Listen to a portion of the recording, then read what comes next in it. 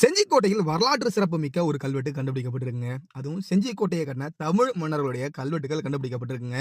தென்னிந்தியாவிலே மிக பிரம்மாண்டமான ஒரு கோட்டை அப்படின்னா அது செஞ்சிக்கோட்டை தாங்க.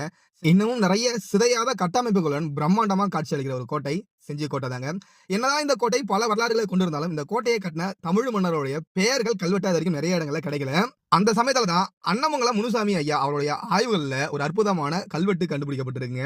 இந்த கல்வெட்டு செஞ்சி ராணிக்கோட்டையில தான் இருக்கு. ராணிக்கோட்டையில கிருஷ்ணர் கோயிலுடைய படிக்கட்டுல தான் இந்த கல்வெட்டு இருக்கு. இந்த கல்வெட்டோட எழுத்து அமைப்புப்படி இந்த கல்வெட்டு கிட்டத்தட்ட 700 இருந்து 800 ஆண்டுகள் பழமையான ஒரு கல்வெட்டு அப்படின்றாங்க. இதுல என்ன குறிப்பிடப்பட்டிருக்கு அப்படின்னு கேட்டீங்கன்னா, கோனேரி கோன் கோவிந்தன் சதா சேவை அப்படின்னு இருக்கு. அதாவது கோனேரி கோனுடைய மகன் கோவிந்தனா இருக்கலாம். அவர் சதா இறைவனுக்கு சேவை செய்யக்கூடியவர் அப்படின்னு சொல்லி குறிப்பிட்டிருக்காங்க.